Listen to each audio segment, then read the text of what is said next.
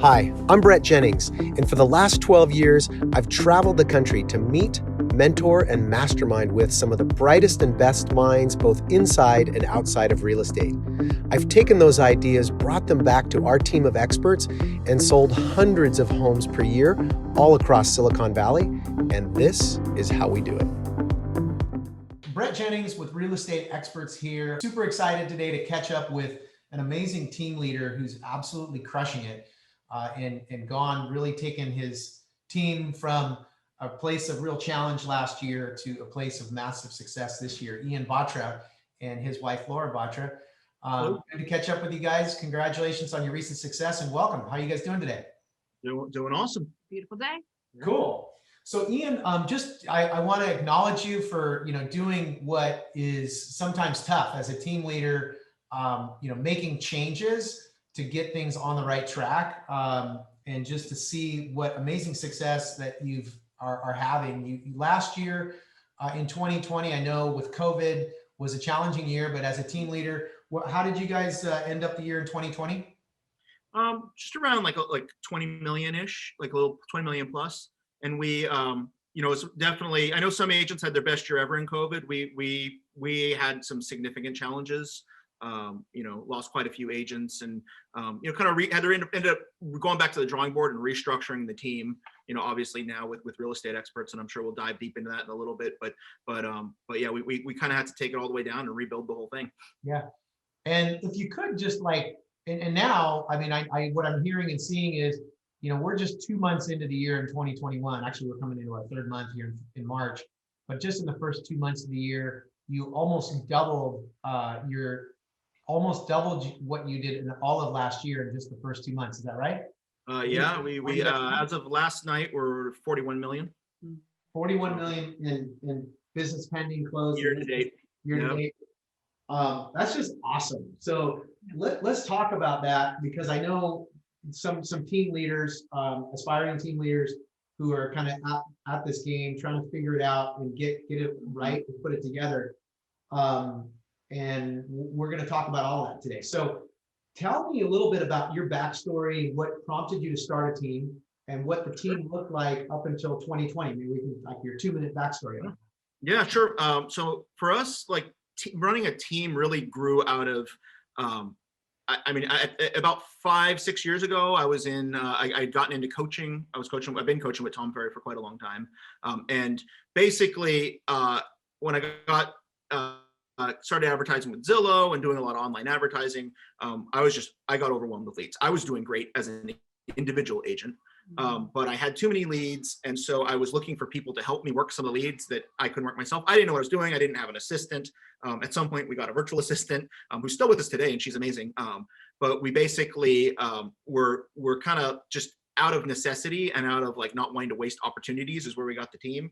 And we probably made every mistake as team leaders along the way, definitely.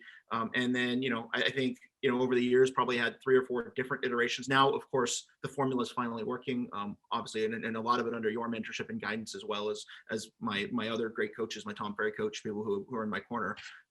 But yeah, so here we are today, 5-6 years later, and it's I could say it's worked with varying degrees of success over the last 5-6 years. We've had some great years, but this is the first time where everything is lining up and things are really working.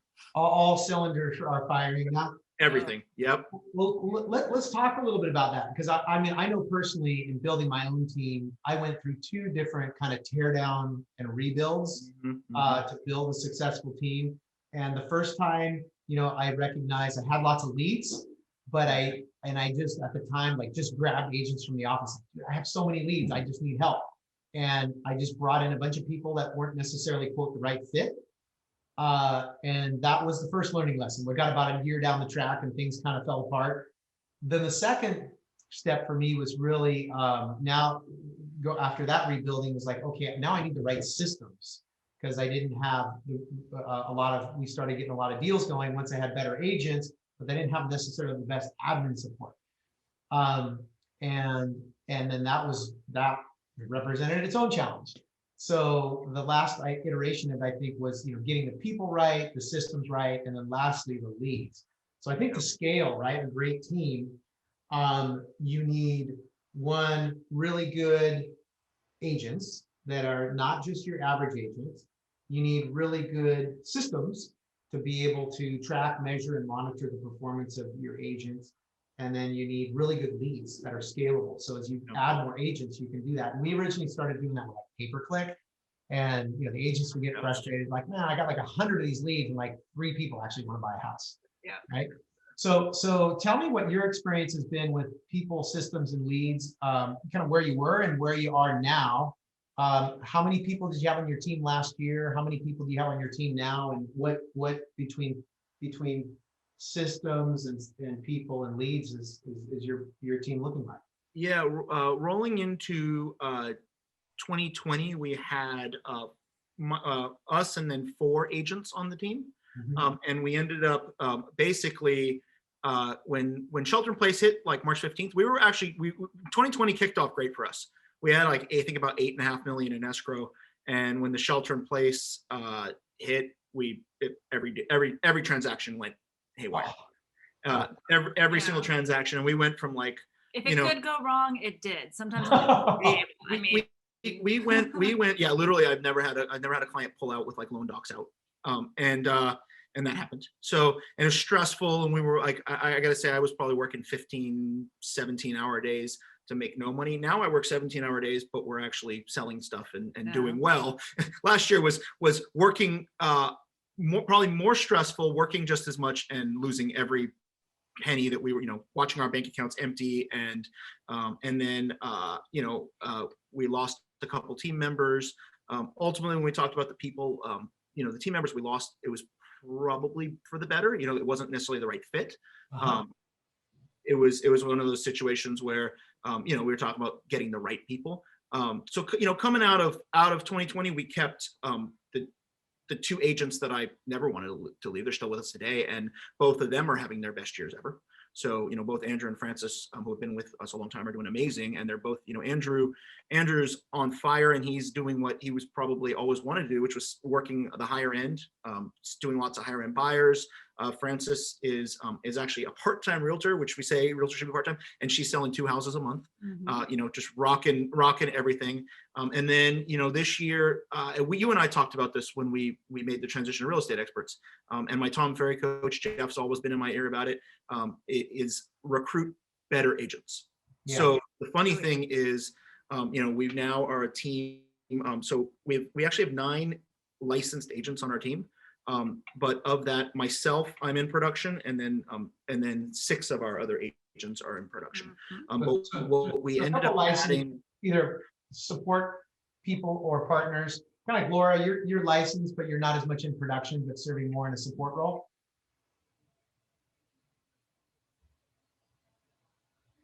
Yes.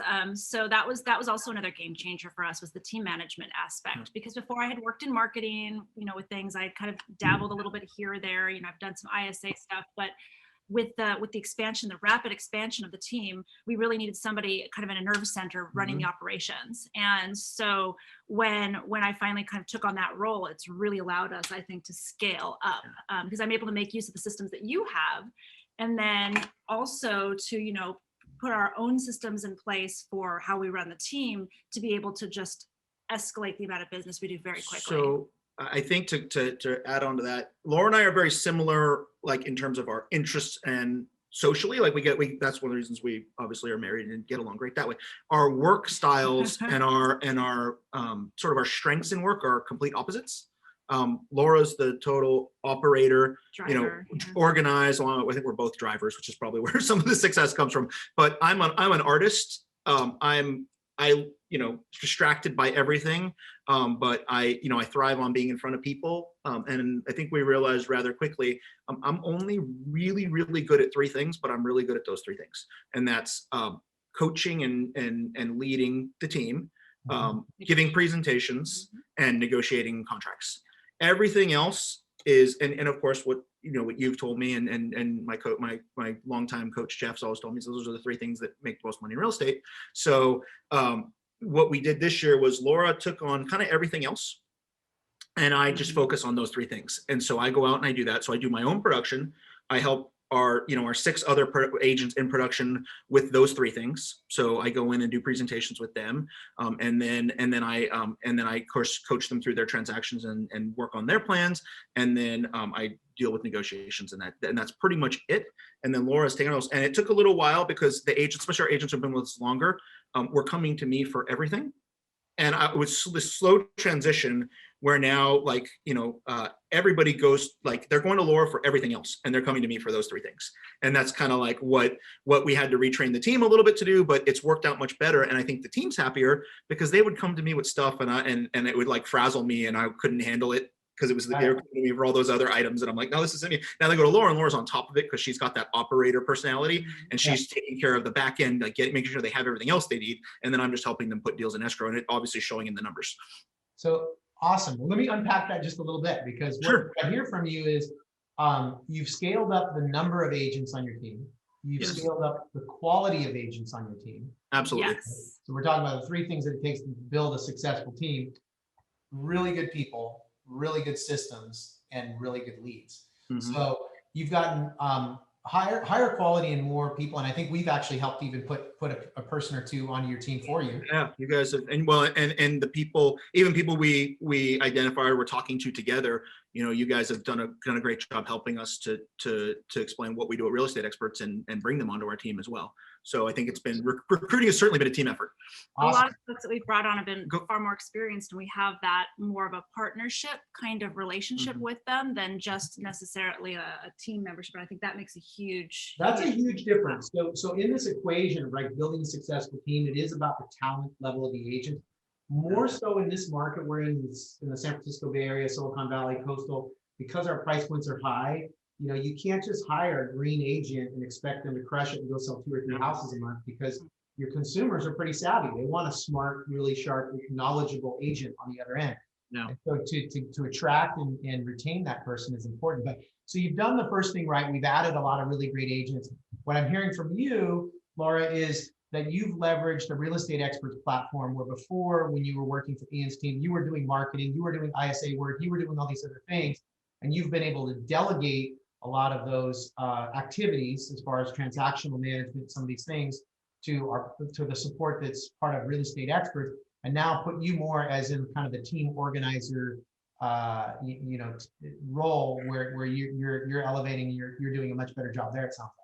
Absolutely. And it makes a huge difference having that support. I can tell you, like, when I'm having issues with pipeline management or lead flow with the agents, I can ping, to Laura or Lauren, a lot of our folks who are there and like provide amazing management and like process support. If there's something going on with a transaction, there are teams, not just people, not just a coordinator, but teams behind us, who are there to work through it. And what that has effectively done is taken all of that minutia off our plates and allowed us to focus on, being able to do more transactions to help more people and to be able to help our agents to be successful. Because, ultimately what you've done is you've created an environment and a culture of empowerment. So you empower us as team leaders to empower our agents, to empower our clients to buy and sell houses. Awesome. Yeah. Awesome. So we've talked about people. We've talked about kind of systems and support. And the third piece that really takes to scale a great team is great leads. So share with me a little bit about your experience of kind of lead generation model that we're helping you with, and compared to what you've done. And like we talked about, you've done pay-per-click leads before. If we're trying to grow a team, it's hard, right? Because there's just so many of those we got to grind through. Yeah, when I was probably 2012, I started with I don't know if you remember conversion. They're still around. It was conversion with a K, and we were doing the pay-per-click. And back then, Google pay-per-click was cheap. It eventually got more expensive, and eventually we kind of phased it out completely because the quality of lead is not good compared to the cost of the click. So we were doing Google pay-per-click, we were doing Facebook ads, and I closed them. We attribute some of our early sales to Google pay-per-click, Facebook ads. I remember once upon a time you could run just put $20 on a Facebook ad and get 30, 40 leads, 50 leads, and some of them were good. So, back then, I was doing the what's your home worth find out what your home's worth ads when they worked. Okay. He's back. Comcast is messing with us. It says our connection was unstable. Yeah, sorry about that. So you were just saying, so that you've done pay-per-click in the past and those kinds of things, but what has helped you now with scaling the team and the production for where we are? I mean, really, my team, it's kind of like coming back full circle, or we call it like the spiral. You know, you come back around, but you're in a different place. My team was originally really built on Zillow. The biggest challenges we had with Zillow, which you and I have discussed a lot because we were both running teams, kind of colleagues running teams. The challenge with Zillow was Zillow loved to raise their prices on their market-based pricing. And also the challenge was always scaling with Zillow, because it's like, okay, I want to hire another agent. I need more leads. Now I got to up the money, right? So, you're going from, you're paying a certain amount of money, and now, okay, I got to double the money, but you're making a commitment up front and counting on these agents to close these transactions. Of course, now coming full circle with the flex model, it's like, scalability on Zillow has not become such a problem anymore. So, the new model is helping. So obviously, it's not as, it's a lot, it's probably more than 50% of our production. It's probably about 50% though. Because the other thing that's changed for me personally is obviously now this year we've sold quite a few past client listings, quite a few sphere listings, event-based farming, which of course the brokerage supports with. We have, in one area, we have, I sold the house for a past client, and then I ended up listing the house 3 doors down, the neighbor. Yeah. So that came from that listing, but the initial listing came from a client that I sold the house to 5.5 years ago. So we're doing a lot of that traditional business, but really then in terms of leads and the team, the Zillow leads and various other lead sources, a lot of them, which come through the brokerage, are really allowing us to scale the team. And then our job just becomes supporting the agents and coaching them through how to do more business with those leads. That's awesome. Yeah, for us, we've seen too, Zillow Flex specifically, has given us that scalability, so we can help you add 3, 4, 5 agents to your team, and then feed them with a base level of leads that's going to keep them busy and get them into production and momentum. And then boom, they start getting referrals off those opportunities, and all of a sudden those agents are doing that 2 or 3 transactions a month. So that's awesome to see. The last thing I want to mention that I didn't talk about that's really part of running a successful team is leadership. And I'm going to go back to a quote that I heard from Gary Keller one time when he was explaining the expansion model and why agents struggle with building teams. And he said this, he said, challenge with most team leaders that are trying to grow a bigger team, a lot of them fail because they go up and they fall, these teams grow and then they kind of break down, they grow and they break down. He said, the average team leader, they get out there, they want to hire people, pay them as little as possible, right? Take all the credit themselves, and then they expect their talented people to stay. So one of the things I just want to acknowledge and commend you on, Ian, is that you have the DNA of a great team leader. And for those of you who are listening or watching, what that is that somebody who's willing to lead and be out front and be the leader and show by example of what's possible. Ian's out there doing 8, 6, 5, 6, 7, $8 million deals and is in production. Second thing is that you're generous, to the point where you're fair in your compensation with your team members that make them want to stick around. And then, you have this kind of servant leader mindset or servant leader heart. And so I'm excited for you guys for what's possible already in the first 2 months of the year. You're basically doing in a month what you did all of last year. We used to do one good year. What's the goal this year for the volume of production you think you guys now? Because I know the goal sometimes will change based on you catch the vision of what's possible. We went from our goal originally was 100 million, and we just doubled it based on what we're tracking. We doubled it to 200 million is now the goal. I think you guys are going to get there. Yeah, the funny thing is you mentioned the leadership, and one thing that we really strive for is to as my agents grow or different agents are in different places, to try to take a step back and lead them in a way that works for them. Like a perfect example would be our partner Chris Rasmussen, who's got in some ways way more experience than I do. And in some ways, he's been, the only thing for Chris was he was out of production, in management and, coaching roles. So my relationship with Chris is probably my most different than any of my other agents. But he still says he still expresses gratitude. And one thing I'm very sure Chris, he expresses gratitude for what we bring to the table, and we're very grateful for what he brings to the table. Chris and I have like 2-way conversations about transactions. We strategize together on transactions. And Chris is my, I'm going to eventually as my agents do more production, our goal is to each agent is going to start their farms and start really working specific areas. Chris, I told him the other day, we took the whole team out to lunch to just celebrate some successes, and we had a team photo shoot down in Monterey. And I told Chris, congratulations. Chris, of course, is leading the team in the team members in production right now.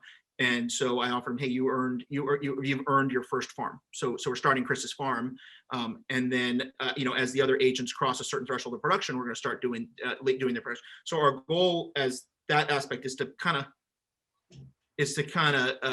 grow the agents individually and get beyond just the leads and really lead them into that. So kind of our philosophy of leadership. Well, you're doing it right, and I'm excited for you guys. I know you're going to get your goal. And so for those who are interested in real estate experts, join our monthly mastermind. And if you're wanting to grow a team and you're struggling, reach out to us on the blog. You can request a strategy session. And even if we don't work together, we'll give you our best insights. So until we talk again, it's Brett Jennings, Ian, and Laura Batra saying, don't just be an agent, be the expert.